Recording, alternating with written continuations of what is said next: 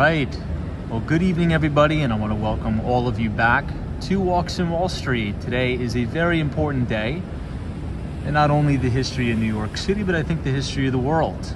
Today is September 11th, 2023, and is the 22nd anniversary of the September 11th terrorist attacks. So obviously it was a very somber day, sorrowful day, but I think also very encouraging day as well, because it's a privilege to be a part of the United States of America, the greatest country that God has ever created. And I think I'm very optimistic about that and very appreciative to be here and to share all of that with you. So what I think we're going to do tonight, unfortunately I had to stay a little bit late at the office.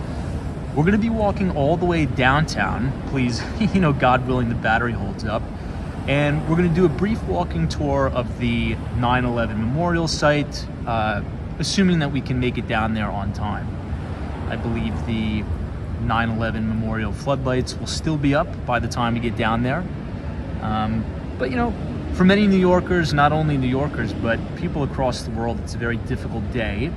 But I kind of like to put a different reframe on the situation. There's only really one city in the world that I'm confident could bounce back in the way New York City did, and I think that's New York, right?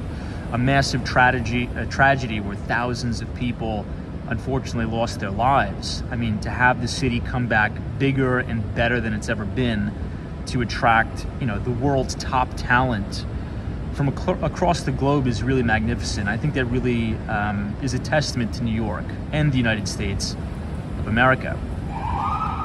We have a couple things to talk about in relation to the financial markets tonight, but the majority of the action is actually going to be happening a little bit later in the week on Wednesday. Now, we talked about this last night in the Markets Look Ahead live stream. It's going to be CPI week, which stands for the Consumer Price Index or Inflation Week. And that's going to be very important because specifically, if we take a look, I'll pull it up here for all of you.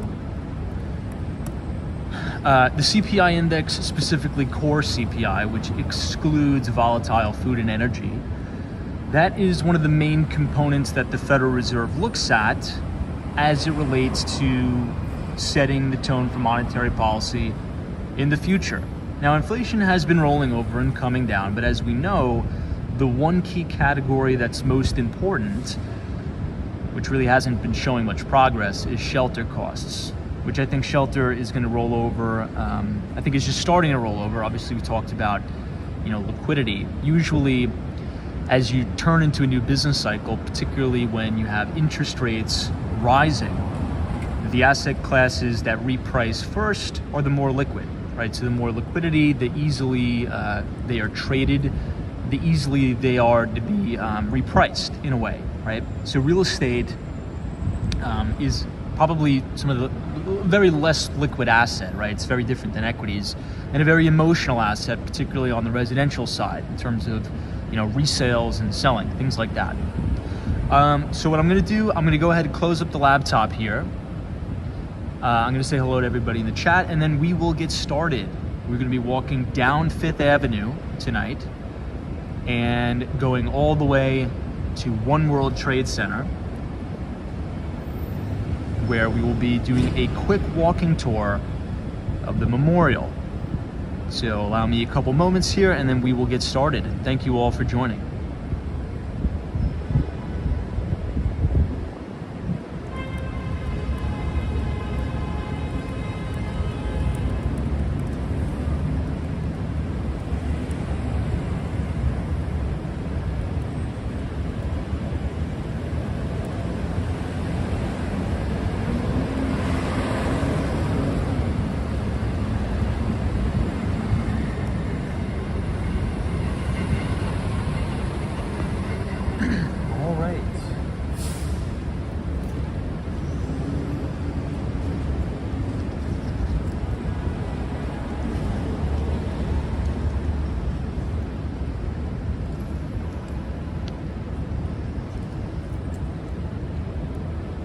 Cool, let's get started.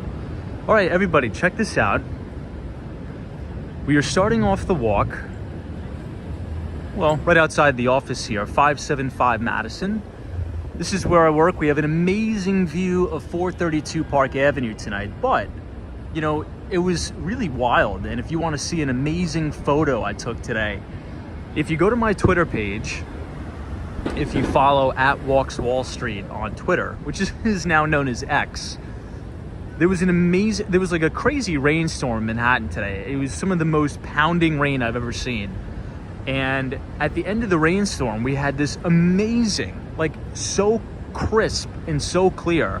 I've never seen a rainbow like that in my life. It was a double rainbow going all the way across the island of Manhattan. And I managed to take a really nice photo.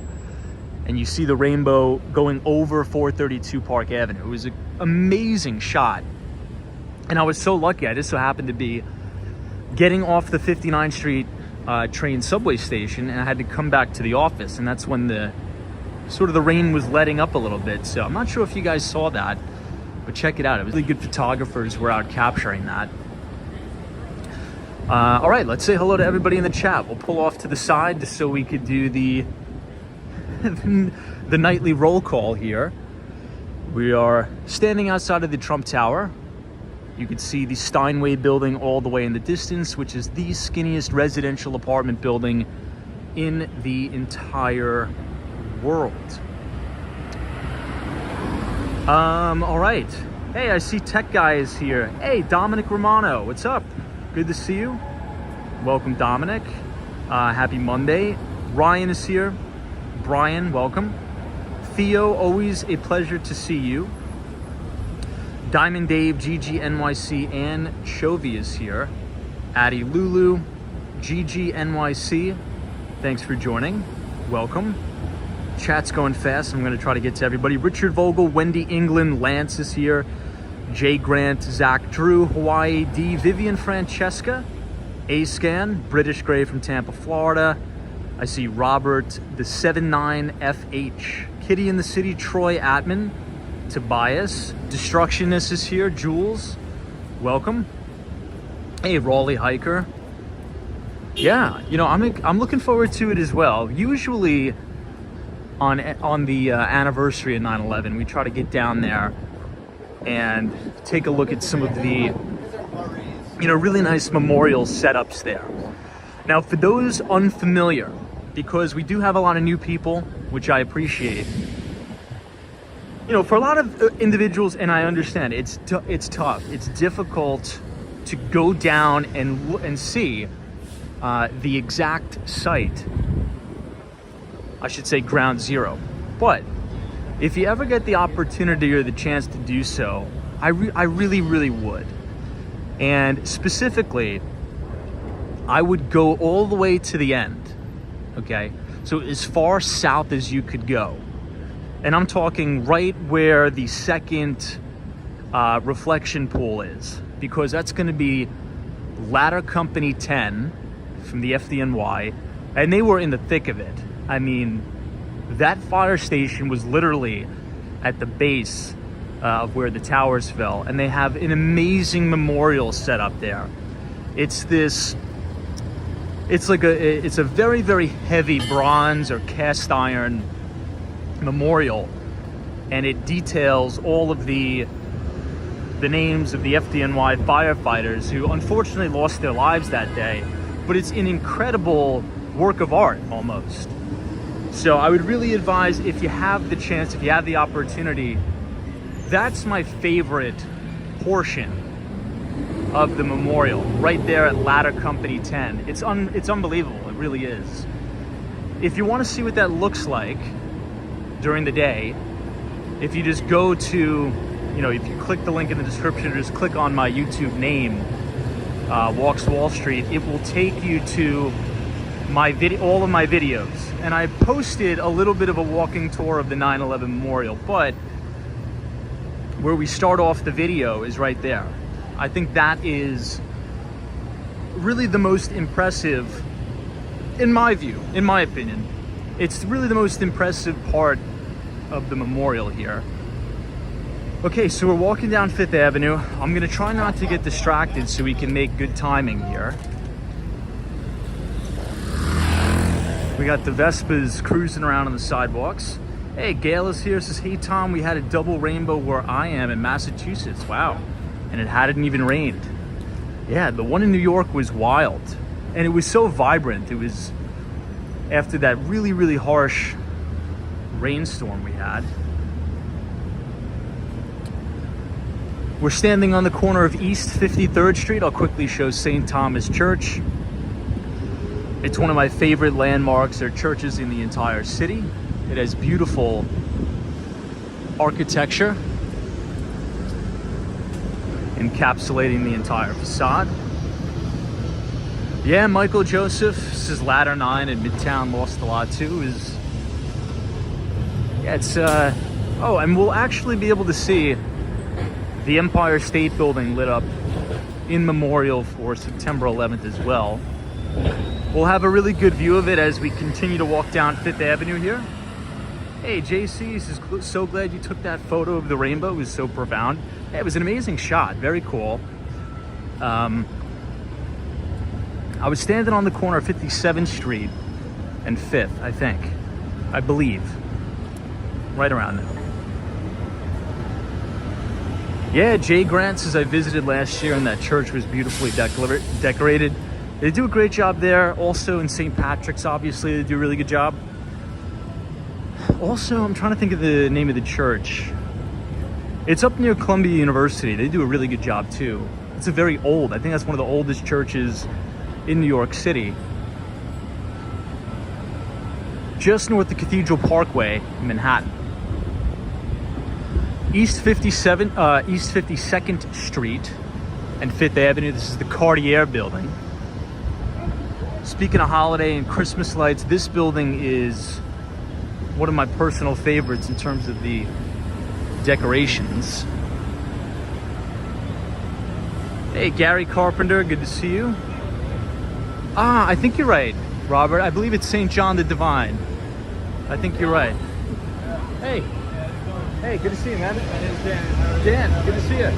Nice to meet you. Take care. Justin S. says, good evening, everybody. What's up, Justin? That was a nice guy. Joseph Hardaway, welcome.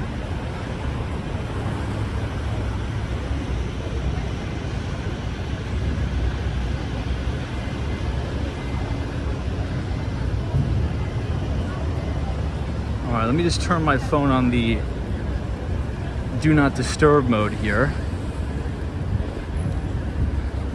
so I don't get any incoming calls.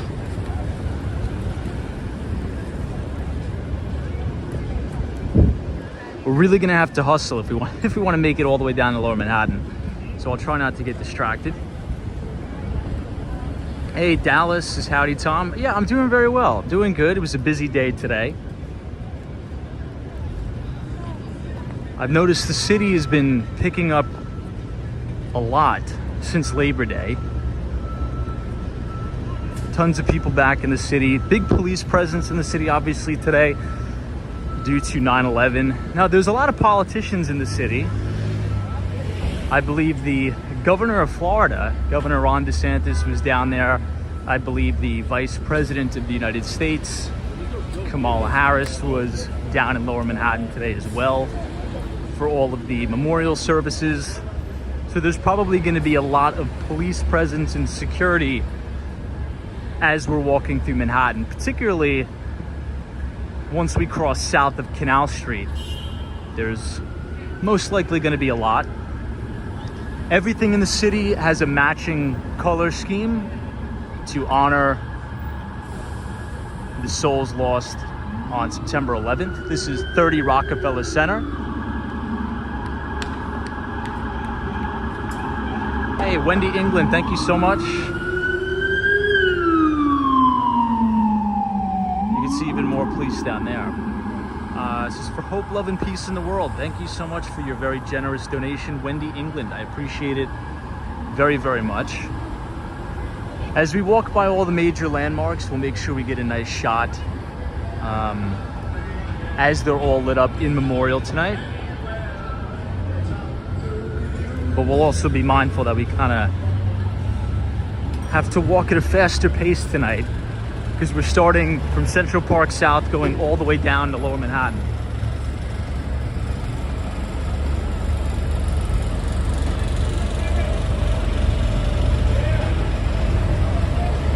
Hey, Code Blue, what's up? I would say very seldom, very seldom, sometimes. Richard Vogel says all the politicians left except for Bloomberg. Well, I think former Mayor Michael Bloomberg lives here. I think he has a nice place on the Upper East Side of Manhattan. Which I guess would make sense, right? Hey, Patriots NFL 1's a special day to walk New York City. Indeed it is. In the distance, as we get closer to 42nd Street, that's when you're gonna have the Empire State Building really come into full view here. A-Scan says, Tom, what do you think about the antitrust lawsuits with Google? Well, I think in big tech in general has been really taking it on the chin in terms of antitrust lawsuits, particularly in Europe. Meta has been sued a bunch of times. Obviously, Alphabet, Google. What I'm more concerned about is the following, and I want to know what you all think about this. Now, allegedly, it was found that specifically on YouTube, which is also owned by Alphabet, right? Google, same company, under the same umbrella, I should say. It was found that they were overcharging. That was almost an accident. Did you see that? Right in the bottom right corner of the stream. It was found that YouTube was overcharging customers or advertisers for the ad spend. And I could totally see how that would be the case. And I'll quickly explain why. Now again, this is all like allegedly, but I believe they do have to pay some sort of fine now. A lot of the ads that are served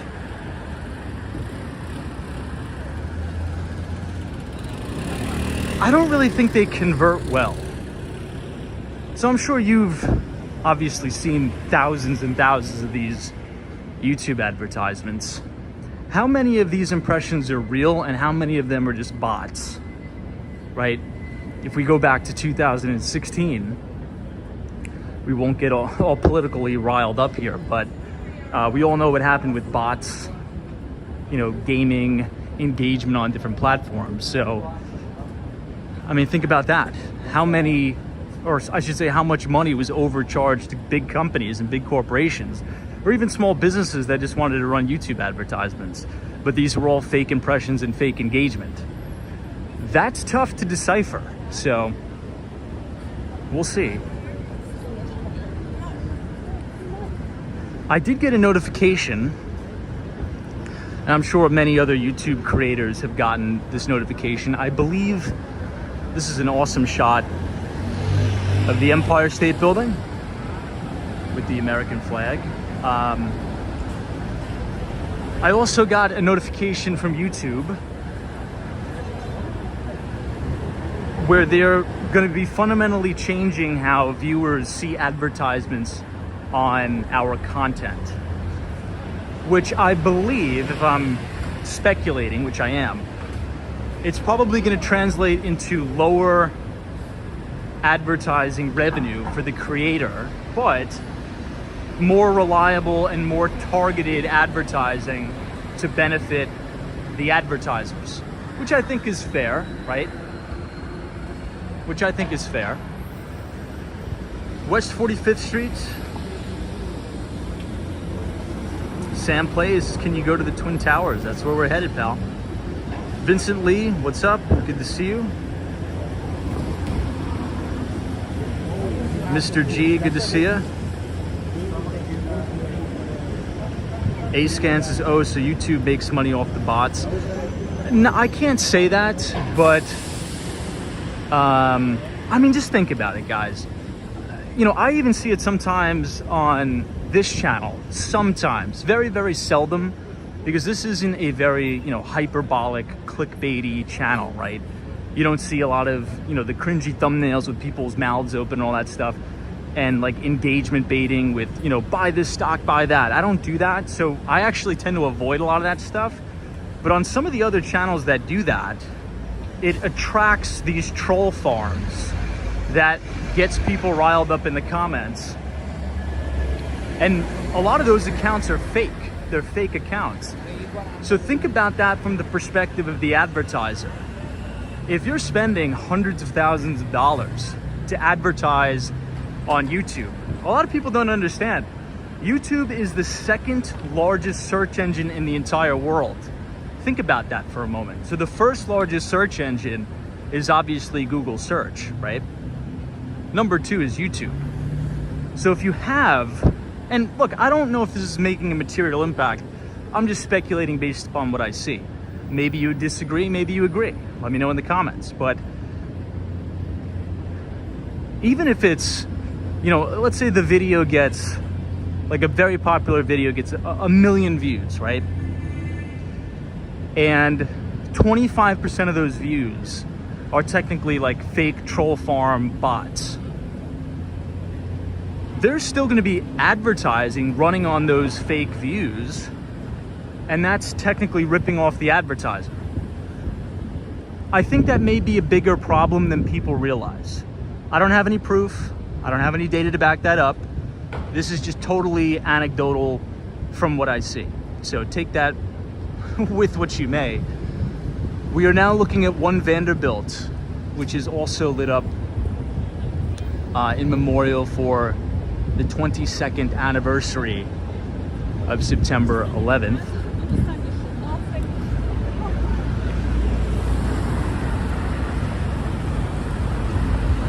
Yeah, King Pick 7 says 1 Vanderbilt is massive. It's really an amazing building.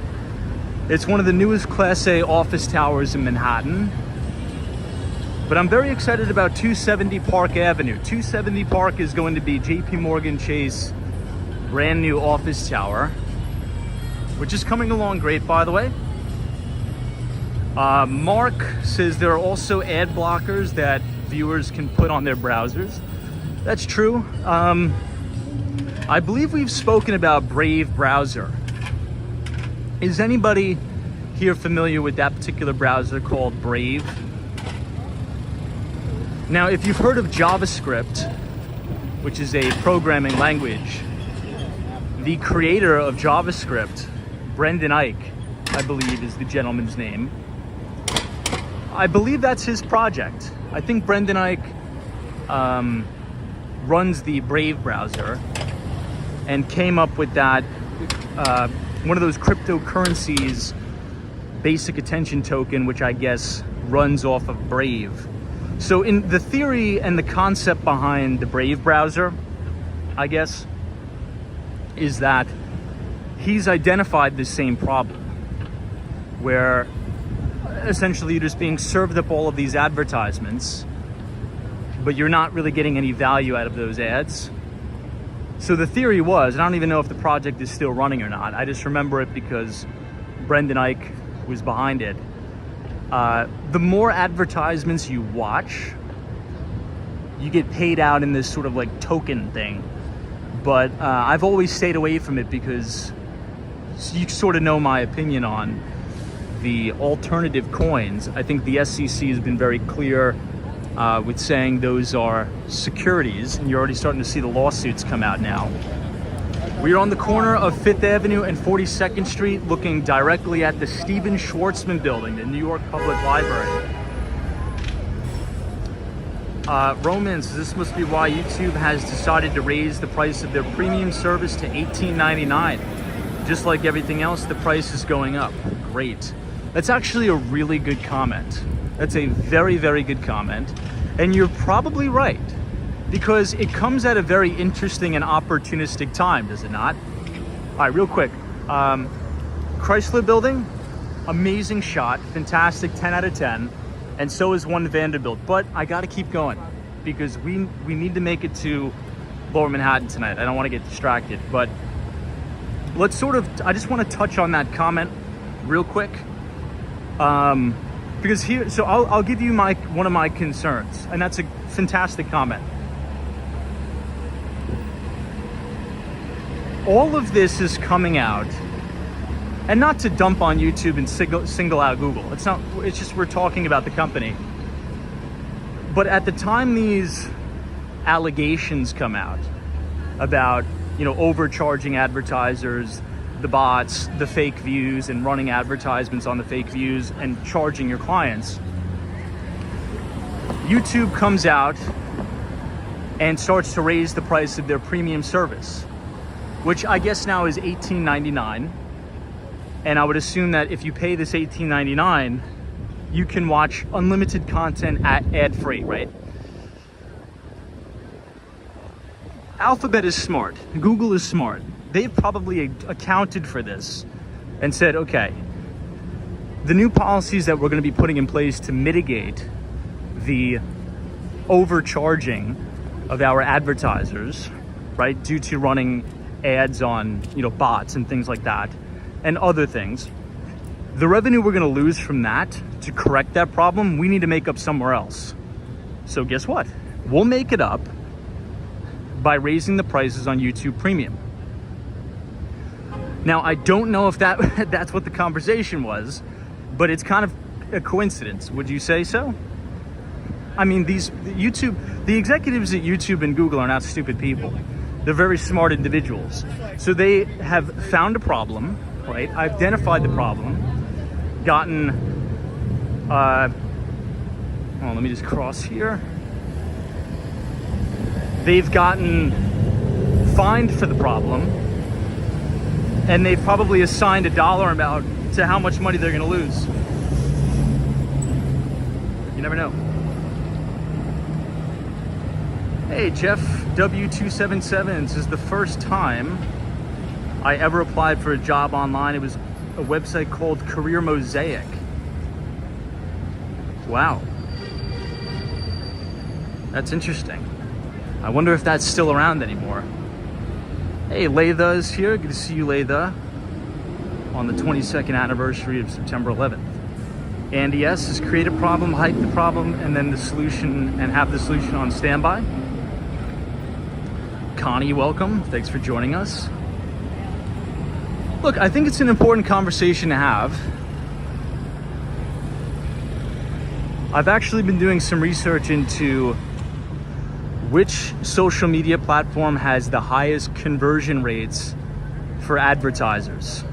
And it's Meta. Even though I hate calling it Meta, I'm still kind of used to calling it Facebook, but the best ROI, or dollar for dollar return on your investment as a business, right, including small to medium-sized businesses and large corporations, is actually on Facebook. So running Facebook ads, running Instagram ads. Number two is YouTube, right, and Google search. They have very, very high conversion rates for the advertisers. Does anybody want to guess? And I'm not sure if we went over this before, but there was a great study. McKinsey, which is a very successful and large consulting firm, actually ran this study. Does anybody want to guess which platform has the lowest conversion rates for advertisers? Which is ironically, well, not ironically, which is, it's a big problem now because there's a new owner of this website. West 38th Street, they're doing major road work here. Andy S is Insta? No, Instagram is under the same umbrella as Meta. They have the best conversion rates. Wendy England is correct. X.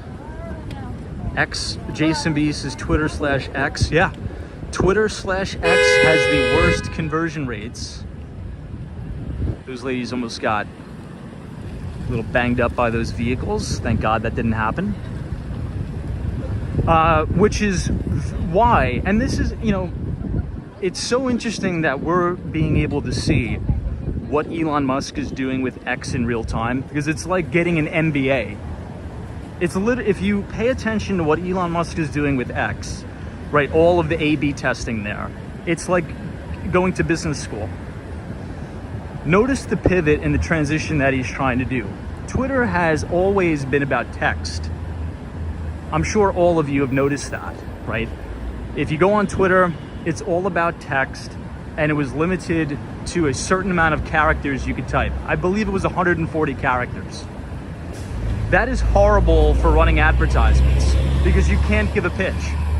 The best advertisements are visual, right? I mean, think about the best advertisement you've ever seen in your life.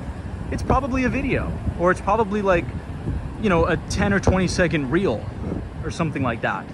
So Elon Musk notices this. He's not a stupid guy, and he's pivoting. He's trying to attract a lot of content. Wow, she has a really beautiful dress. It is New York City Fashion Week. I believe the last day of Fashion Week is Wednesday. So all this week, you're gonna have some of the top designers in the world right here in New York. And the last day is Wednesday. So as we walk through SoHo tonight, you can probably see a lot of cool stuff. Anyway, but you're seeing in real time the C-suite, the executive suite of Twitter, try to pivot towards visual. Has anybody heard of the podcast called the All In Podcast?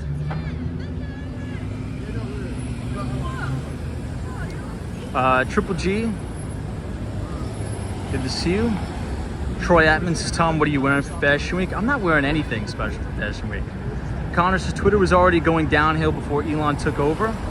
It's just Elon Musk's playground and he's running it into the ground. I disagree. If I could get a private placement into Twitter, I'd probably drive my entire network into that. That's going to be $1 trillion company. But we could agree to disagree. I hope Twitter goes public again. Now that it's private, I hope it goes public. Elon Musk is going to blow the doors off of the competition. Mark my words. I promise you that. Anyway, if you haven't heard of this podcast, it's called the All In Podcast. Chamath Palihapitiya is one of the main commentators there. And it is a huge podcast on Spotify, I believe, and YouTube. Elon Musk is actively coercing top talent to start creating on X. Regardless of what you think about the gentleman I'm about to name right now, Tucker Carlson, he has now moved his entire platform over to X, right? I don't care what you think of the guy or not. I don't care if you hate him, I don't care if you like him, but he is pulling ridiculous numbers. And that is long form content that gets very, very high watch time from, a higher, I'm not gonna say a higher net worth individual, but people who have higher net worths. Right now we are looking at the Empire State Building, which is gorgeous amongst these clouds. I'm just waiting for the light. These cars always turn at like 20 million miles an hour.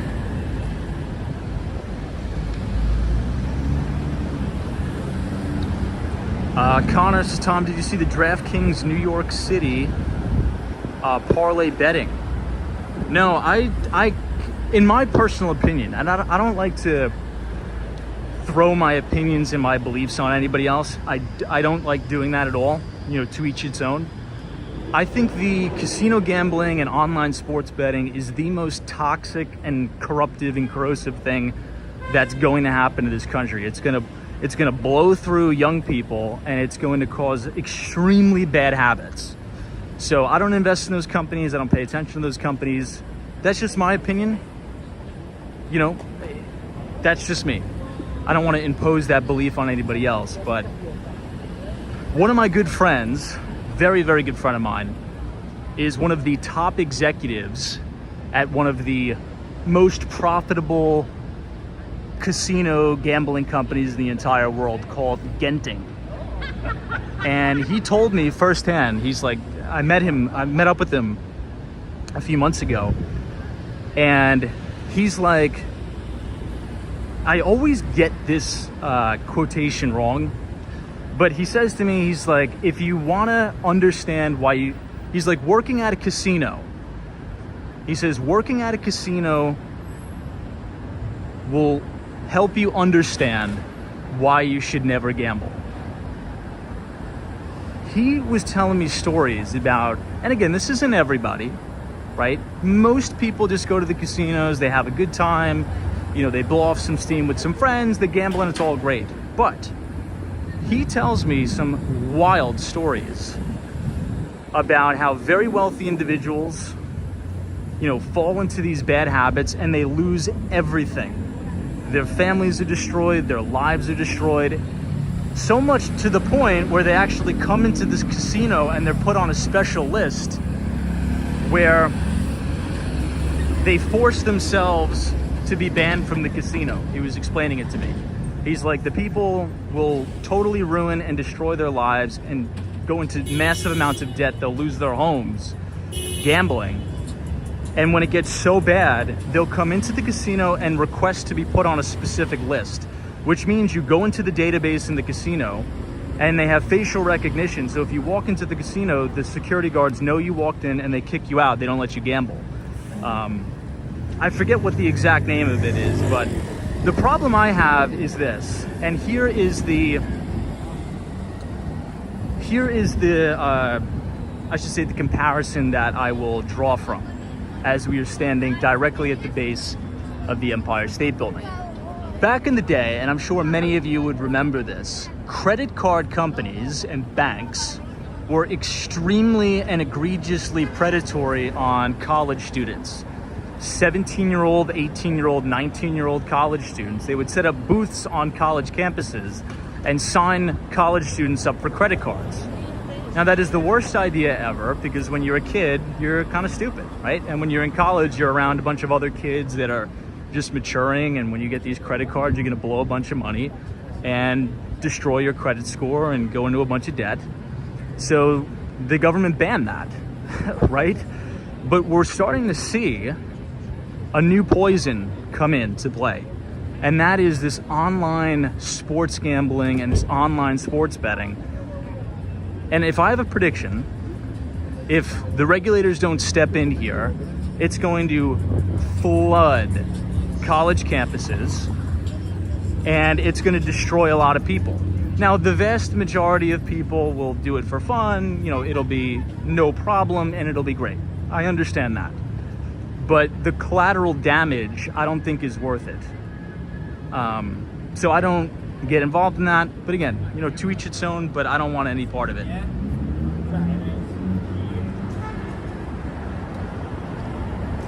Hey, Brendan O'Brien says, if you ever sports bet for any duration, you realize how skilled the people in Vegas are who set the lines. Yeah, I mean, I'm not too... I'm very observant, and the people who I've come in contact in my life who are very involved in that stuff, it's not for me. I'll just say that. It's not for me.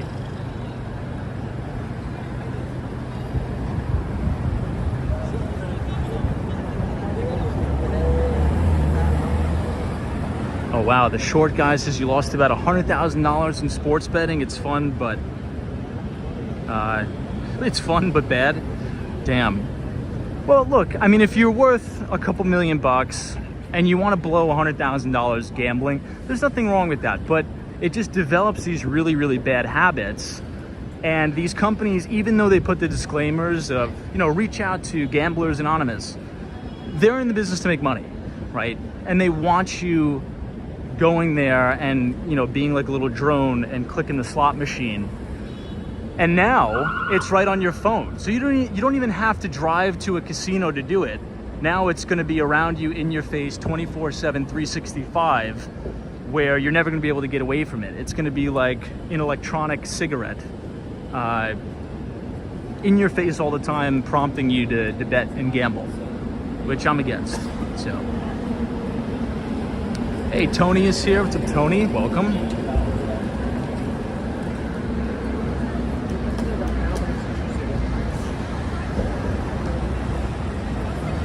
Yeah, Robert, I agree. Like, gambling's been around forever. I totally get that. But when it's on a mobile phone and it is easy access 24/7 to kids, that's a problem. To me, it's like a societal issue. But look, again, that's my opinion. I don't impose my belief on anybody else. That's just my opinion. Hey, Gary Carpenter's here. What's up? Good to see you, Gary. All right, I'll quickly explain where we are just to give us a quick update.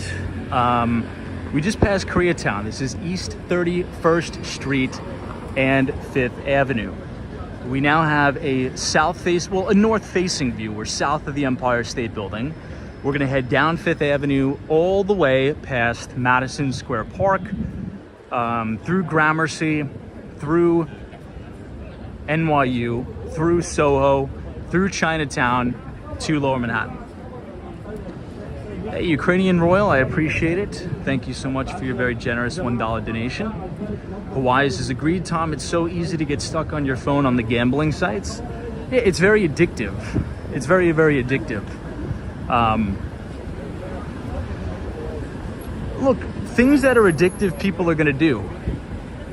It's just like all of these high school students now I see walking around the city. Every student, and I'm not being hyperbolic about this, every time I walk past the high school, all of these little kids are vaping.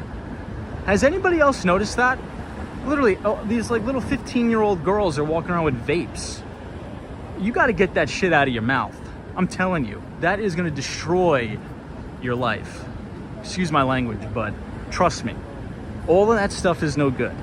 All of that stuff is nonsense. It's going to destroy you.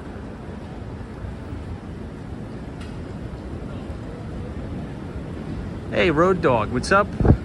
Says, hey, Tom, what happened, skater? You get hit by a bus? Not yet. Appreciate your comment.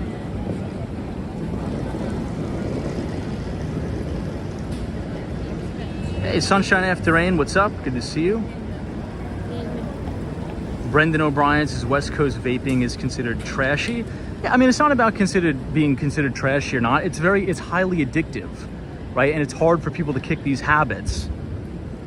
So the problem with the sports betting is now it's right in front of your face. It's in the palm of your hand 24/7, 365, which is going to be fantastic for the profitability of these companies, right? Like DraftKings, like Penn.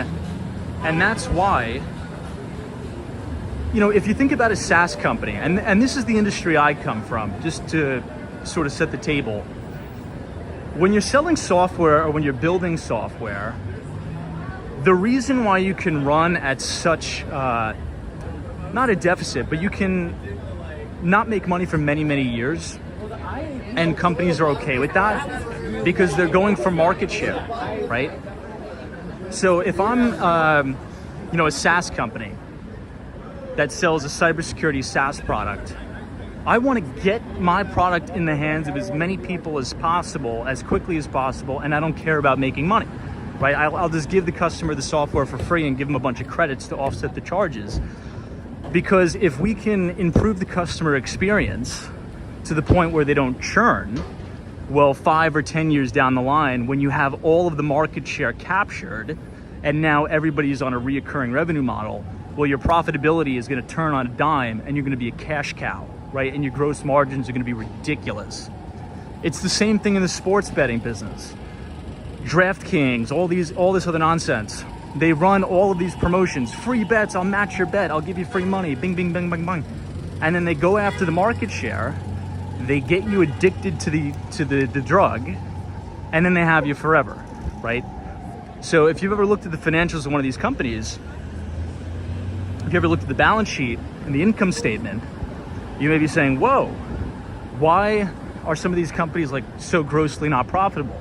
It's because they will be ridiculously profitable in 3 to 5 years from now once they hook everybody and gain market share, which they will. I'm very confident.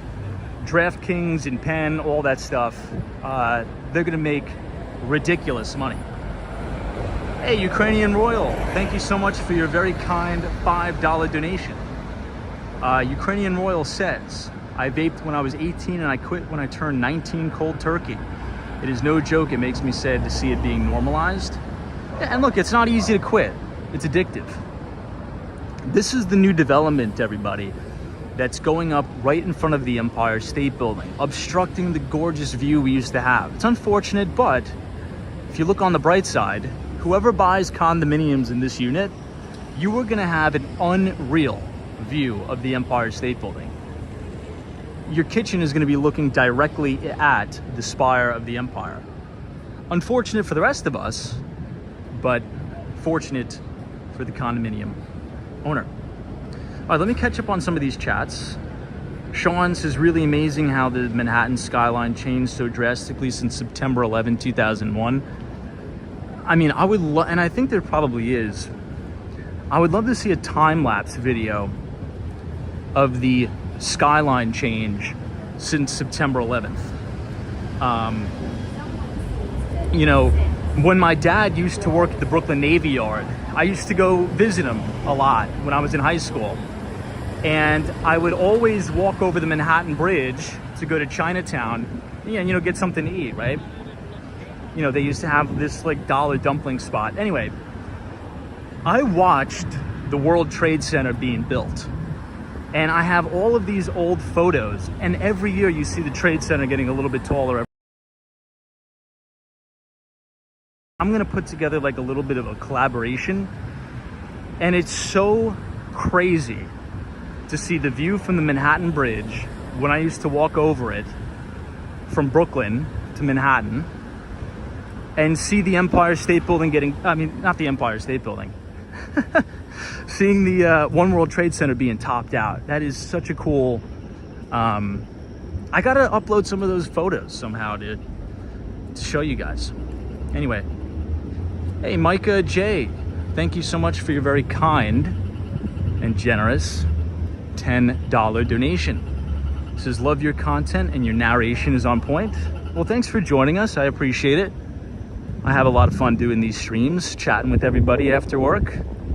It's a fun time. We have a good group here. So thank you so much. I know A-Scan is like, wow, you're so old. Yeah, I remember the good old days of seeing the Empire State Building being topped out. Hilarious. Yeah, but you know, sort of getting back to seriousness here. Think about all of the buildings, all of the Hudson Yards. Like, I can't even really conceptualize now how the Manhattan skyline used to look like without One Vanderbilt, without Billionaires Row. Because September 11, 2001, this was predating Billionaires Row. No Central Park Tower, no 157, no Steinway Building, no 432 Park Avenue, no 43 West 53rd, right? Or no 53 West 53rd. None of it. No Hudson Yards, no One Vanderbilt. Insane how many buildings and how many iconic and notable buildings been built in the last 22 years. It's like literally a whole other city. It's crazy.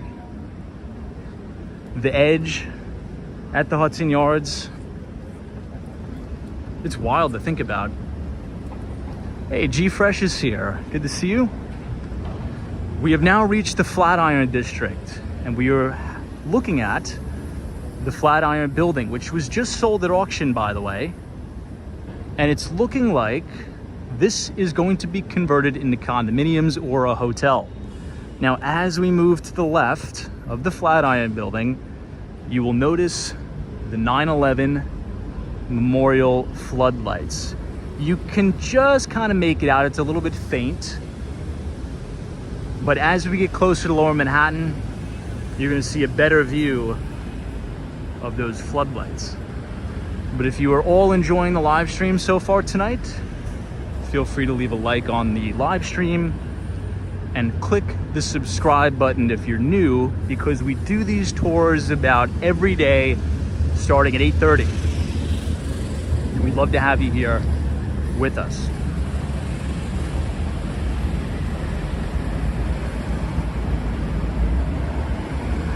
Yeah, Optimus 17 says the floodlights are aligning with the Empire State Building, or with the Flatiron Building. This used to be an amazing view of the Empire State Building, but as I've explained earlier, you now have this brand new development, which is going to be ultra luxury condominiums, that now blocks the entire view from Madison Square Park of the Empire State Building. Kind of unfortunate.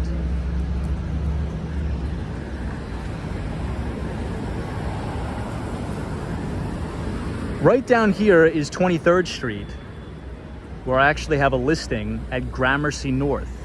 If you want to see a little tour, a property tour of one of my listings that I'm selling right now, if you type !23 in the chat, it'll bring you to the link and you can check out one of the listings. I'm excited because Wednesday, we are going to be hosting an open house at 74 Grand Street. We have 1 unit left to rent. It is a full floor SoHo loft, which is, it's unbelievable. It's a 32-ton cast iron facade. It is totally remodeled, totally resurfaced, and the ceiling heights are well over 15 feet. It's really unbelievable. All right, we got to kick it into gear here because we're only on 23rd Street and we need to make it all the way down to Lower Manhattan. So we're gonna pick up the pace a little bit here, folks.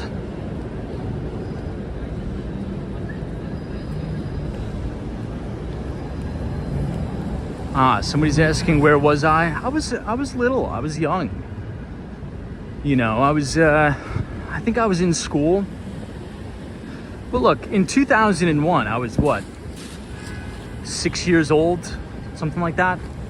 I was born in 95, so I really don't have very vivid memories of it, to be totally honest, but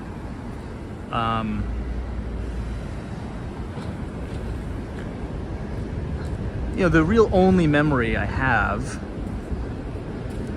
is just, you know, my parents being concerned about my uncle because he was down there and he let up, I mean, he was down there for 3 months after the attack, cleaning up, right? Doing search and rescue operations and just really just cleaning up the wreckage site.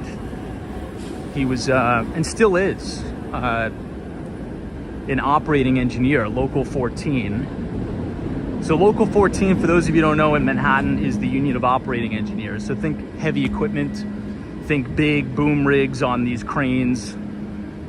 That's what he does. He builds some of the tallest skyscrapers in New York City. He operates those cranes that hangs off the side of the building. So he was down there, and even though, you know, another thing to sort of talk about as it relates to 9/11, even though, you know, about 3,000 people passed away on that day, there's hundreds of others who still suffer from 9/11 related illnesses, right? Particularly those who have been down there, you know, after the attack, cleaning up, breathing in all of those toxic chemicals, the asbestos, you know, just, I mean, think about it. I mean, you're down there in Lower Manhattan breathing in all of that stuff for months during the cleanup. So, you know, a lot of people have been getting these sinus issues, very weird freak blood cancers. It's horrible what's been going on.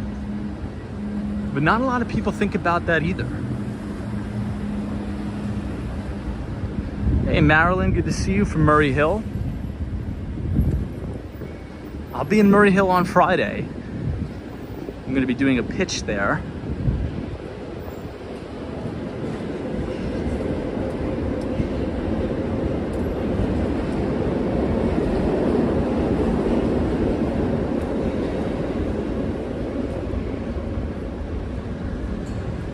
Wow, Connie, that's crazy. You had jury duty that day. Hey, Mohammed is here from Egypt. What's up, Mohammed? Well, welcome to Union Square. We're almost there. I should say the very northernmost part of Union Square. This is East 19th Street. We got about 2 more blocks to go. We haven't been down here in a long time on the stream. And we're gonna blow right past Washington Square Park tonight.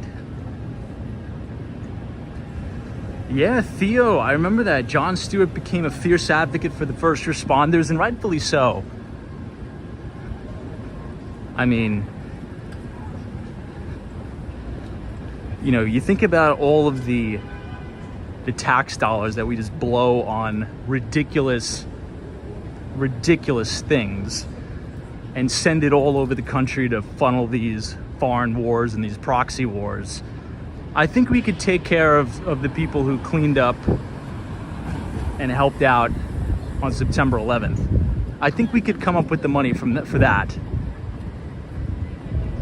That's always weirded me out. I never really understood that.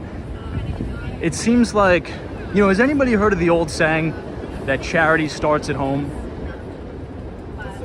You got to take care of your family first before you can help other people. And, with all of the tax revenues of the US, to even have the thought of breaking their balls to not help out and pay for the medical expenses is just mind-boggling to me. So that's wild. That's politics.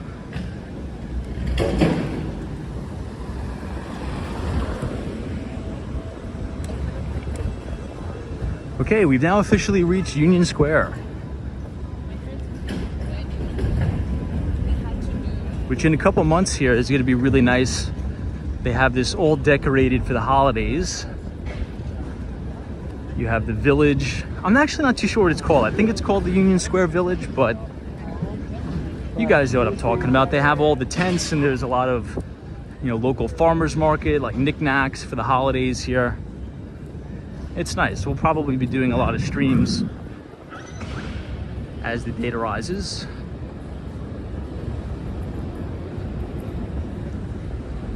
Hey, someone says, Tom, what's your favorite neighborhood? It's a good question. I would have to either say Central Park South, so directly on Central Park South, 59th Street, in between Columbus Circle and 5th Avenue. I love that area because imagine just waking up every morning. It's 7:30 in the morning, right? You're getting a nice run in Central Park before you have to go to the office. I mean, there's no better life than that. I mean, conceptualize that for a moment. You wake up to a sunrise over Central Park. You're on Central Park South before any of the tourists or, the people coming into the city for work. You jog around Central Park, you get your workout in. Then you come back to your apartment on Central Park South, take a shower, and then walk to the office. My God, fantastic.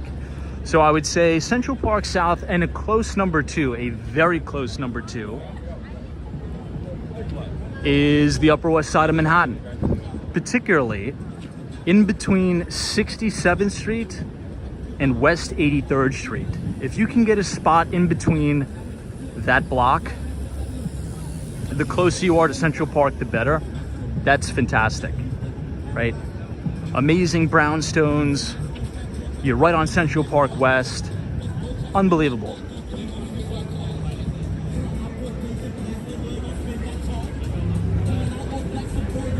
All right, we've reached the Whole Foods Market here.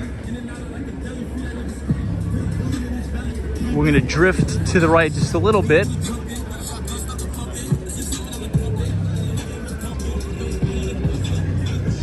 Then we're gonna head down to the Trade Center.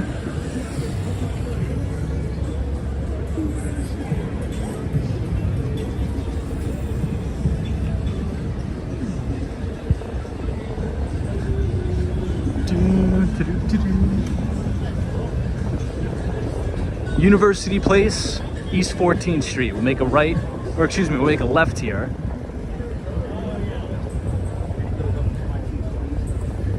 And right on University Place, you'll be able to see unobstructed views of One World Trade.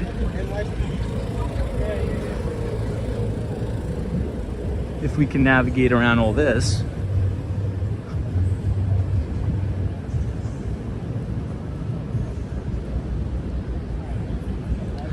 Michael Joseph would rather be on Central Park West or East than Billionaires Row any day.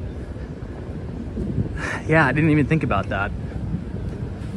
Look, I mean, if I had the option to live in Central Park Tower or 157, I would probably jump at the opportunity for sure. Now, I think if I had the money, right, I would have to get a place at 157 just because it's just such an iconic place. It was the first building ever built on Billionaires Row. And ever since I was a college student, I would always look up at 157 and just wonder how people could possibly even afford to be there. So I think I'd probably go into 157 maybe.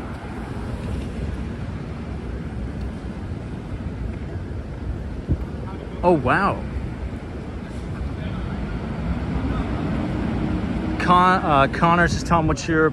So we're not going to talk about the migrant situation tonight because, I mean, we've talked about that almost every single day on the live stream for the past week. And I've given my opinion and explained the situation many times. So I'm not, please don't take it as I'm ducking the question. It's just I've regurgitated the answer so many times, and I think some of the viewers are getting a little bit fatigued from that. But yeah, I'll let a few more streams go by just to give everybody a little bit of a breather. But I mean, almost every night I've sort of said my piece on it. But in short, yes, it's a very big problem. Very big problem. Huge.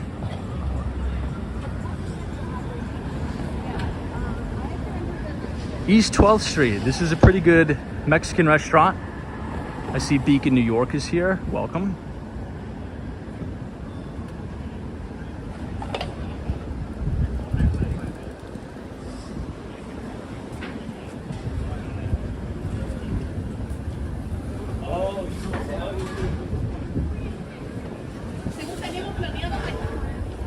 The further down we walk, the closer we're going to get to New York University.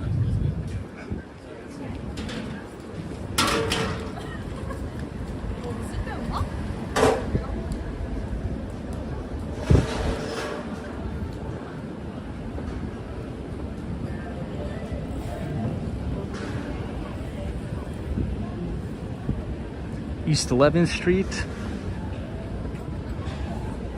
Apologize if I'm not reading many chats tonight. I'm just trying to get down to Lower Manhattan because we started the stream late and we started from Central Park South. So in order to make it there on time where we need to go, we kind of got to pick up the pace at least a little bit.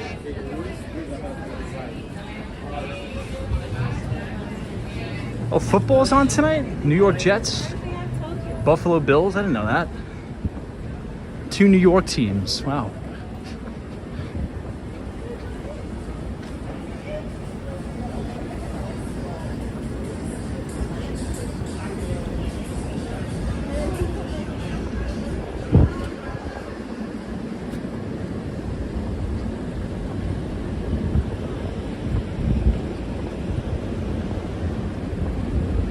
CW's here, Bottomless Coffee, welcome. You know, I did see, right before I turned on the stream, the walkout of, what's the very famous quarterback, probably one of the most famous quarterbacks of all time, Aaron Rodgers. Walk out with the American flag for the Jets.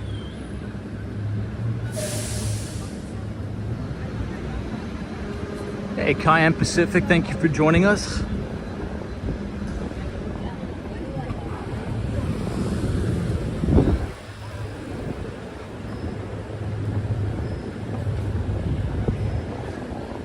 We have now reached the main campus of New York University. We are coming up on East 8th Street. You're gonna see the main NYU dorms. This dog is adorable in front of us. And you're gonna see Washington Square Park, where we don't have time to check that out tonight. But as we turn the corner on East 4th, you are gonna see an unobstructed view of the One World Trade Center, and the spire should be lit up in blue tonight in memorial of the 22nd anniversary of the September 11th attacks.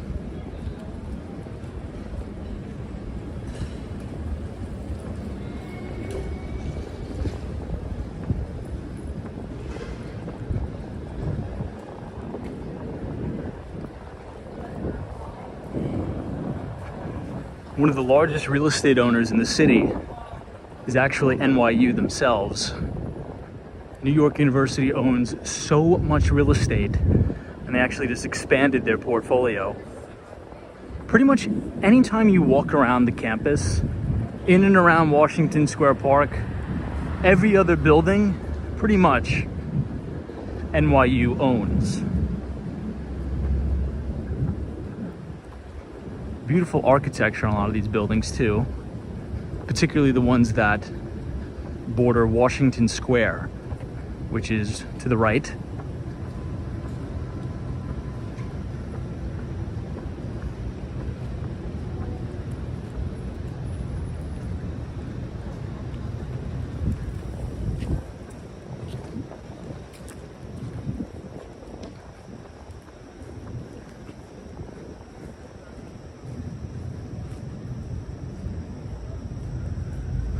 Hey, Dusty Cole. Thanks for joining us. You can see the NYU flag here, and we're about to come up on the business school.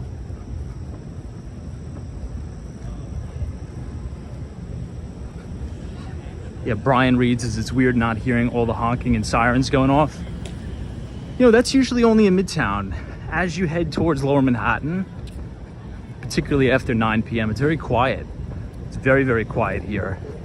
Except on the weekends, like Friday, Saturday, and Sunday. MacDougal Street, which is sort of like the college town of NYU, is always packed. Very busy, very loud.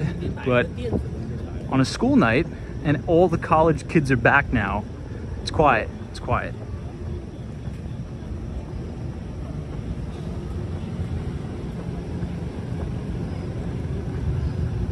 We've made it to West 4th. We are now going to make a right, but to the left is the business school, the NYU Stern School of Business. So I always talk about and give a little bit of a shout out to one of the most famous professors at NYU, Professor DeMonaran. And he teaches two notable courses, one of which is called Securities Analysis, and number 2 is Corporate Finance. Professor DeMonaran is nicknamed the Dean of Valuation, but if you don't have $75,000 a year to spend at NYU, if you go on YouTube and look up Professor DeMonaran's YouTube channel, he is very gracious and very kind with his time, and he actually uploads all of his lectures for free for anybody to watch. So if you want a free education in corporate finance or securities analysis, head over to Professor DeMonaran, Aswad DeMonaran's channel, and pretty much all of his coursework that he teaches his MBA students is on there for free. You could also purchase the textbook used on Amazon for like $17. I think everybody who's interested in finance or even just being an operator in corporate America. It's called Valuation by DeMonaran. If you go on Amazon, you can get it used for like $17. It's a fantastic book.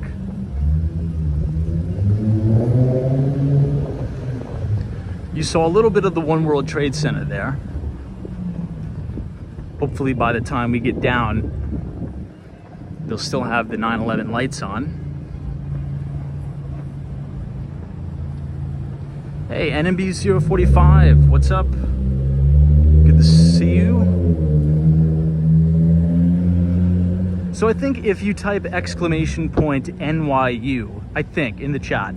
So !NYU in the chat, it should drop the link to all of his coursework and lectures for free. So try that out. I just haven't programmed the Nightbot in a while. I think that's the command. I'm not sure. Latha is usually all over this. I think it is actually.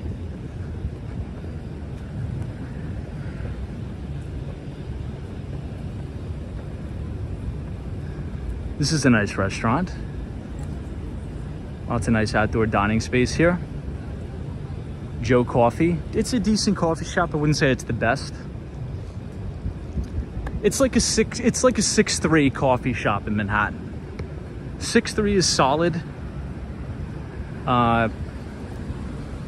If you want really good coffee that's in the 9s, like a 9.4, I'll tell you where to go. It's called Gasoline Alley Coffee. And it's in NoHo, right on the border of SoHo. So it's just north of Houston Street. Very good coffee there.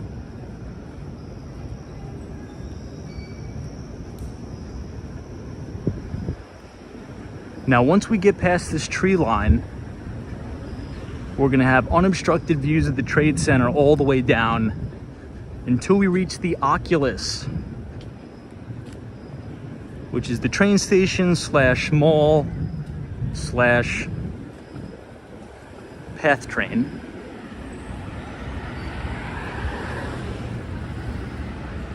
But check out that view. Bleecker Street, amazing view of the World Trade Center.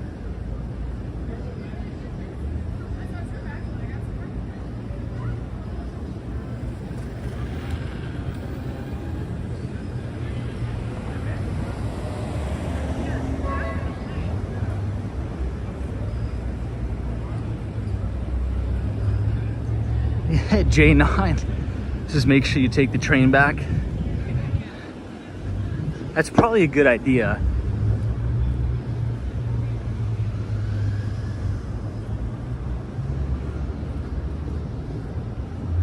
So for those of you who are just joining,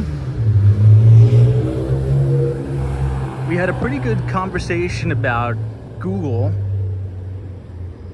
YouTube, and a lot of the other platforms, right, the mega cap tech companies that are running into a lot of these advertising issues. I think that was a pretty good conversation. YouTube is sort of scrambling right now and increasing prices on the premium to offset the new advertising policy that's going to go in, because essentially they were maybe allegedly inadvertently overcharging advertisers. So to make up for that lost revenue, well, guess what? They're probably just going to charge everybody else more money.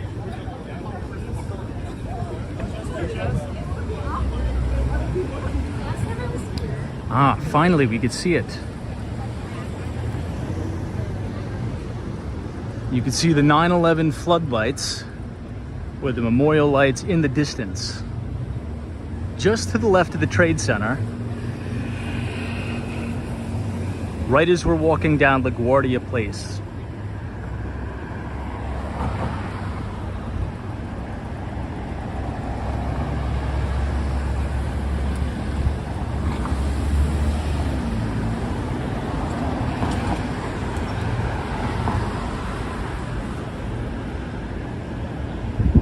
All right, let's cross. This is gonna run us all the way down to Canal Street. And if you head all the way west, that'll run you all the way to the Holland Tunnel. But if you go all the way east, it'll take you to the Manhattan Bridge, right through Little Italy and right through Chinatown.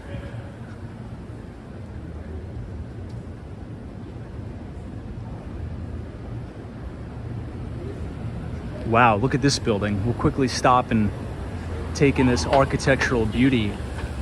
I love those arched windows here. Now, as we make this transition from Midtown Manhattan, where we started the live stream on 59th Street, notice the diversity in architecture. We're essentially walking almost the entire island of Manhattan tonight. So you are able to see a complete transformation in terms of the architectural integrity of the city. We started off on Billionaires Row with all of those glass encapsulated skyscrapers. We walked past 157, which is the first building ever built on Billionaires Row, the Steinway Tower, Central Park Tower, One Vanderbilt.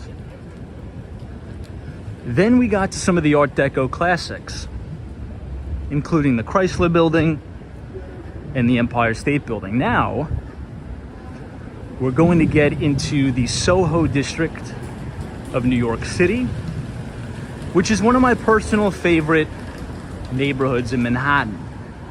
And for those of you who have been watching Walks on Wall Street for a while now, you sort of know why. This is Prince Street and West Broadway. SoHo has the world's highest concentration of cast iron facades. So you're gonna have these Very solid, very durable, very unique. Cast iron facade buildings with fire escapes.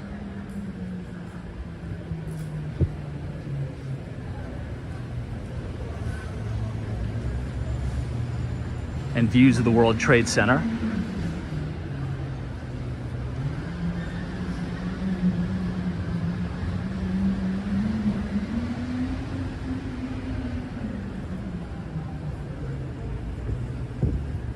Here's just a little example of some of them that I'm talking about, but most of them are going to be to the right or the left on Broome Street and on Grand Street.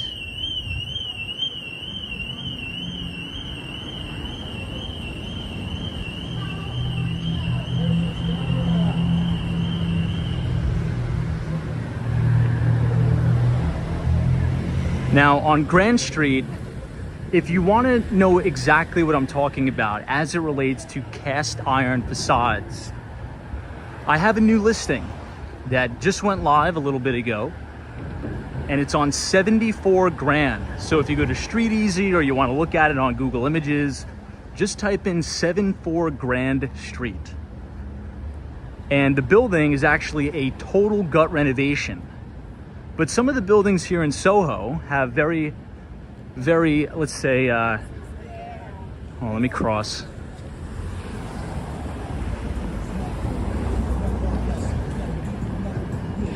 And anytime I see these mopeds, I gotta focus because these guys clang and bang around the city without insurance. But there's different rules and regulations regarding the facades of the buildings. A lot of the times developers do not have a choice, and they cannot change the structural integrity of the facade because they're historic buildings in New York.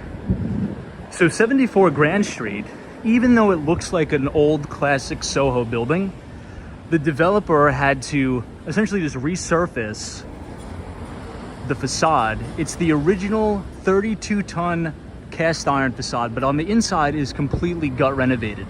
It's like a brand new apartment in there. It's wild. Here's another really cool example. This one says 1872. The fire escapes are beautiful. Those look like some of the original windows too. Very thin. Just awesome architecture here.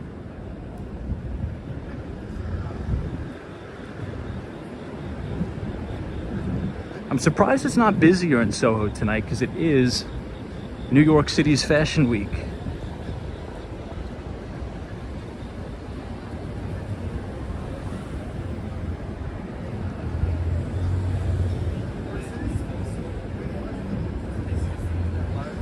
Juan is joining us from Columbia. Hey Juan, good to see you.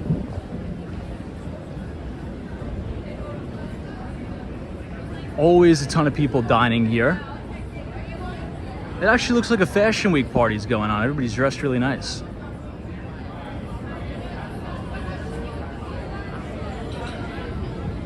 All right, let's continue. We're almost there, actually. We're making good time. Really hot. This is Broome Street. Hey, the LT Prod, what's up? Good to see you. Now, once we cross here at Broome, you are going to see some amazing cast iron facade buildings. These are gorgeous. Look at this white one right on the corner.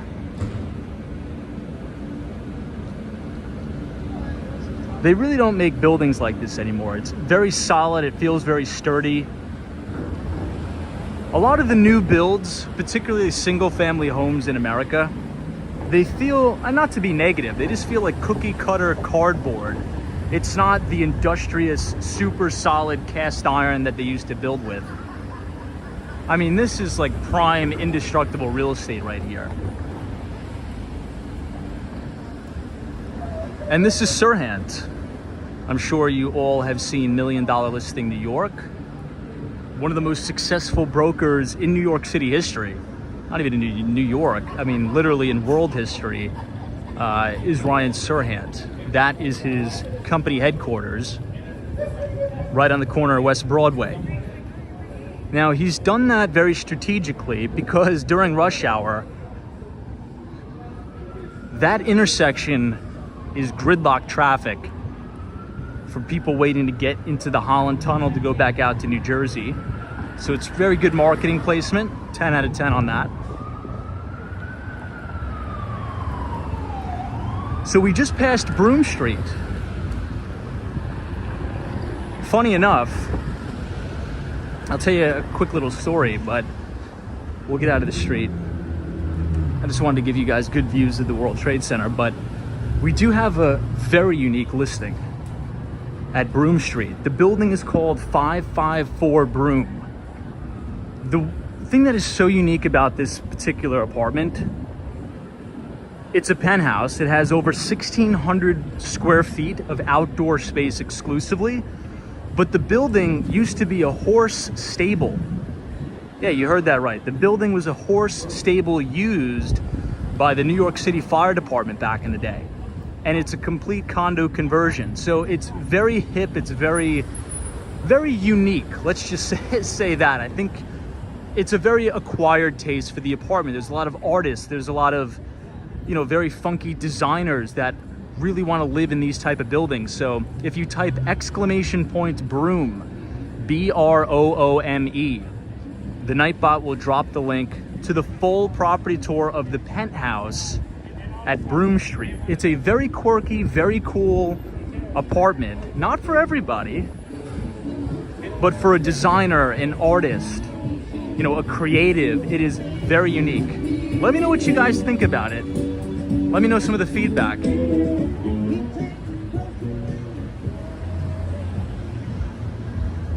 This building is very intriguing as well. Look at the facade here.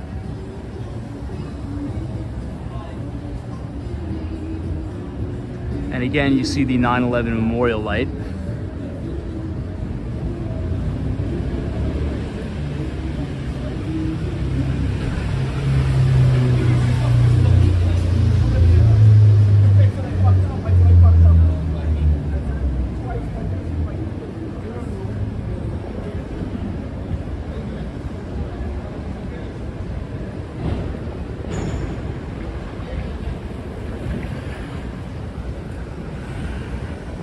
This is now Canal Street.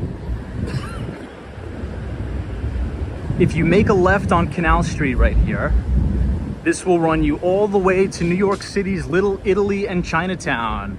But if you make a right, that's going to lead you to the Holland Tunnel, which will take you out to New Jersey. Stunning view of the One World Trade Center right on the corner of Canal Street and West Broadway with those really iconic memorial lights for the 22nd anniversary of the 9/11 attacks.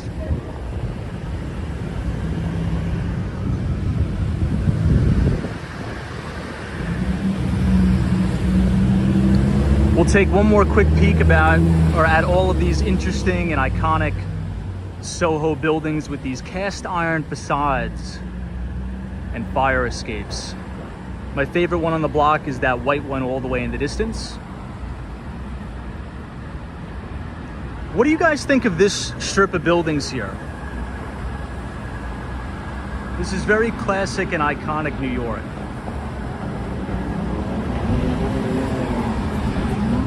And notice that big blue spire in the distance. That's actually the Empire State Building. It's amazing. All right, but we must be on our way.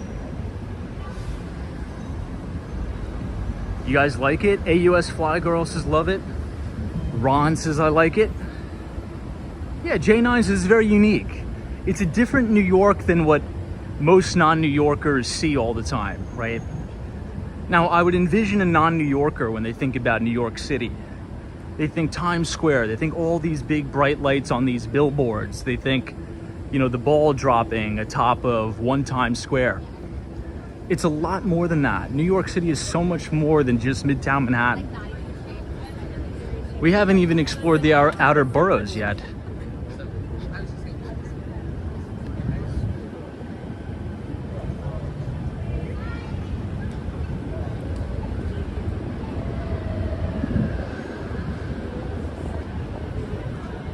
walking under a lot of scaffolding.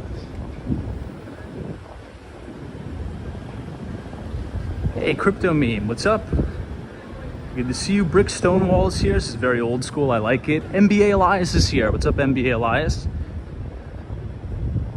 You know, NBA Elias, now that I see you here, I want to know your take on the whole Google situation, right? They had to pay a fine because allegedly they were overcharging advertisers, and now they're revamping their advertising platform, and they've raised the Google or the YouTube Premium to $18.99.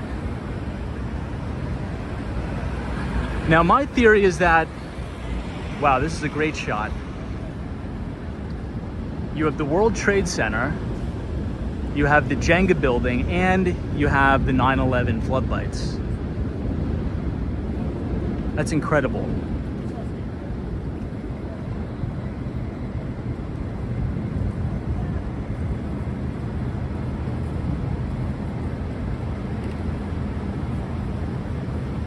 Wow. That's an incredible shot. Let me take a screenshot of this.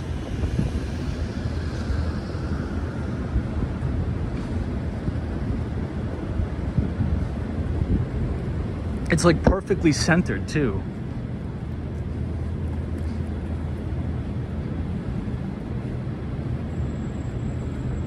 Anyways, so sorry about that. But yeah, my theory is that over the years, YouTube may have been inadvertently overcharging advertisers because there's been so many bots on the platform, and many of these views haven't been real, but YouTube has still been charging advertisers for those views, which could amount in billions of dollars. So we'll see if they have to pay any restitution. Right behind us is a very famous hotel. This is the Moxie Hotel. But if you all are enjoying the live stream so far tonight, or the Roxy Hotel, I apologize, feel free to leave a like on the video and click the subscribe button if you're new. Again, if you're new here, we usually go live every day at 8:30 p.m. Yeah, Lady Cerritos' YouTube knew what they were doing. Hey, Jimmy Anderson, what's up, man? And congrats on that. That's fantastic. Thanks for joining us as we head towards Lower Manhattan tonight. I do only have 20% battery, so there's no more distractions. We are going to be steadfast all the way to the Oculus. But the good news is we're almost here. And, you know, as we approach Ground Zero, I really want to showcase to all of you the memorial all the way south of the reflection pools that sits on the outside of Ladder Company 10, the FDNY firehouse. It's an unbelievable memorial. It's so well done. The attention to detail is unmatched, in my view. And I think it does a really good job to pay tribute to the New York's bravest, which I believe is an absolute asset to our city, right? The FDNY, the NYPD, such amazing public servants, right? And it's very humbling when you look at that memorial site to say, hey, you know, these guys and girls are willing and ready to, you know, gung-ho and run towards the danger, should there be any. It's actually kind of reassuring in a way, right?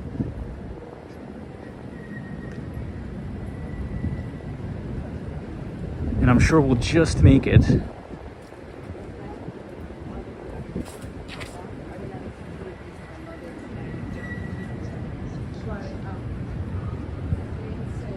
So very big thank you to the FDNY from the Walks on Wall Street channel tonight. And I'm sure I could speak for everybody listening. Big thank you to the New York City Fire Department.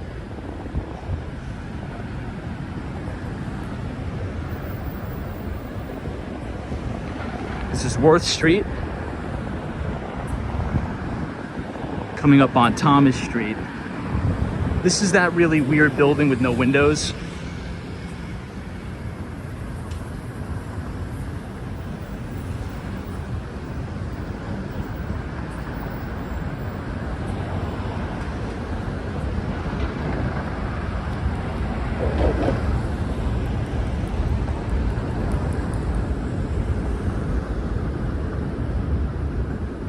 Another thing I love about the World Trade Center is that it sits 1776 feet tall. Fantastic.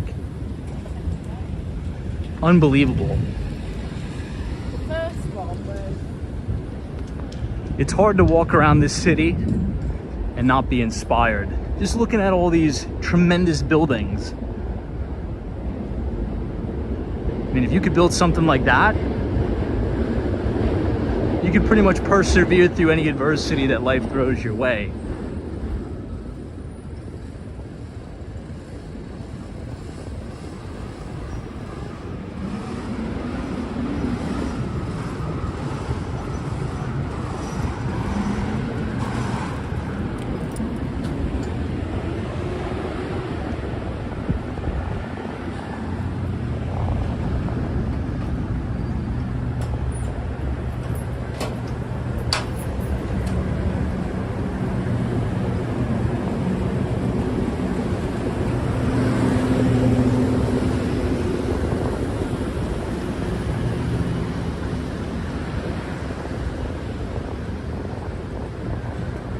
This is a good shot too. That building on the corner, beautiful cast iron facade. And then panning the camera up, you see the memorial lights, the World Trade Center. Hey, Andy's joining us from South Korea. Hey Andy, good to see you.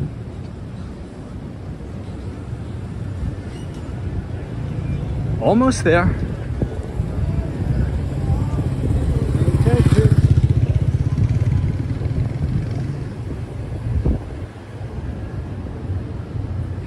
Hey, Fort Worth. This is hello from Fort Worth, Texas. Thank you for joining us tonight. We've now reached Chambers Street. Get the ACE 23 R and W trains.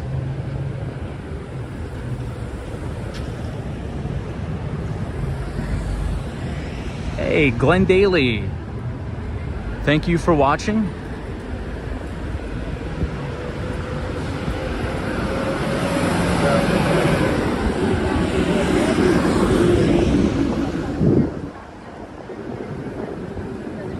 So you can now see the Oculus in the distance as we come up on Warren Street.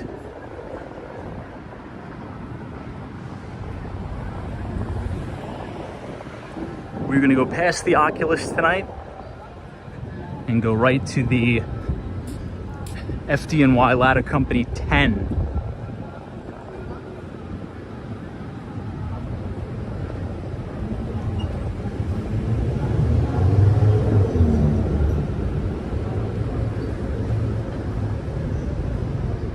Hey, Hang with Mark Mom is here. Happy Monday to you.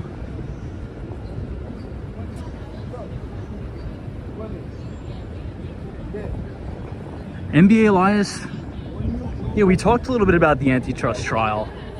I think a lot of these big social media platforms are gonna get in some hot water with that. I know that Meta is already in hot water with that. But look, these companies have inadvertently become monopolies, right? The #1 search engine in the world is Google. You know what the #2 search engine in the world is? YouTube, which just so happens to be the same company, right? So we'll see what happens. It's gonna be wild. We'll talk about it a little bit more tomorrow. Hey, Arsenal fan 13. Thank you so much for your very generous and kind $5 donation. Just Tom, did you hear about the about an all affordable housing development planned in Miami Beach? Also glad to finally catch you live. I did not hear about that. Thank you for saying that. Do you know where it is exactly? I'm gonna do some research into that because in 2 weeks we will be back in Miami. We will be reporting live from the 305, walking around Brickell, walking around downtown Miami and South Beach. That is good information. Thank you for that. I did not know that. I was unaware.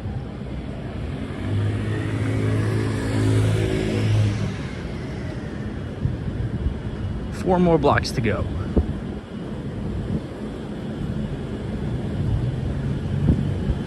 Now the Oculus is in full view. You could see it in the distance there. Now the Oculus was designed to resemble the wings of a dove. I think it does a fair job of that.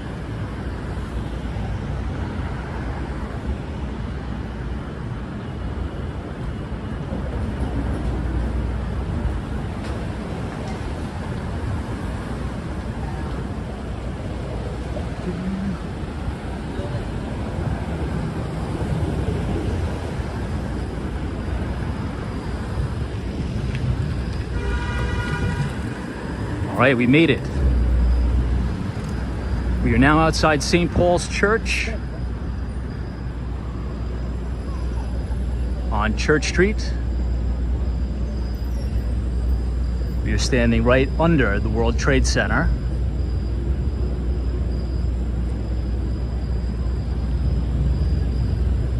And the Oculus in the distance.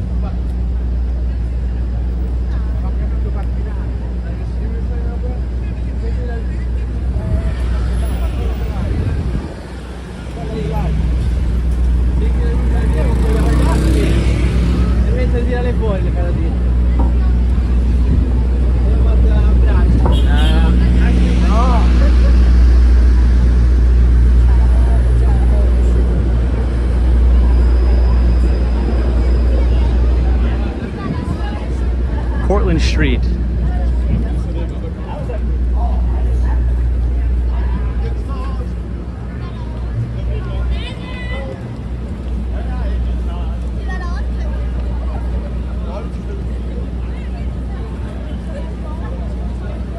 So this is a shot of the Oculus, and right behind it, the World Trade Center.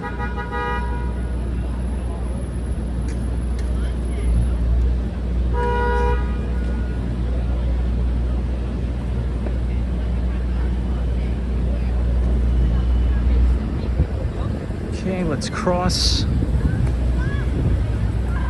We're just gonna make it. I think we're just gonna make it.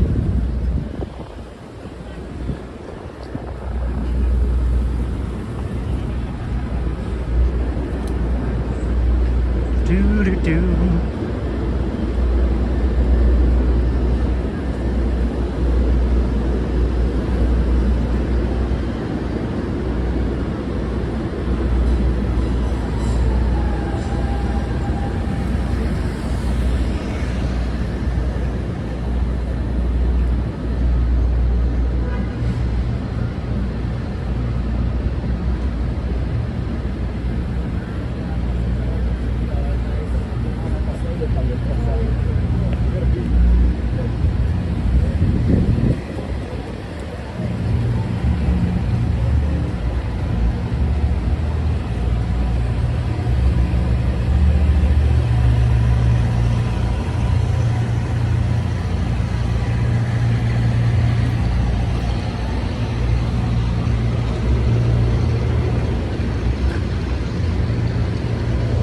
Okay, Liberty Street.